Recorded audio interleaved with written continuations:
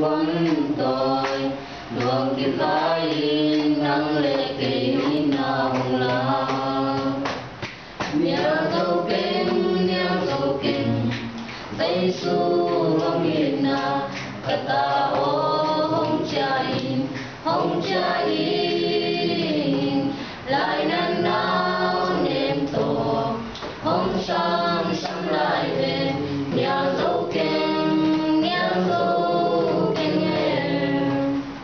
làm yên gây lô lùng kia in kaum lai ta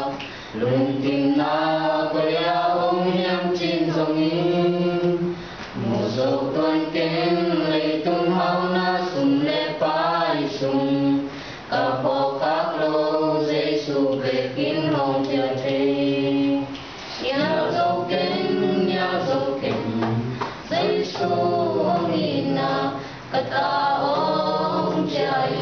hồng cha in lại nan nao niệm tổ hồng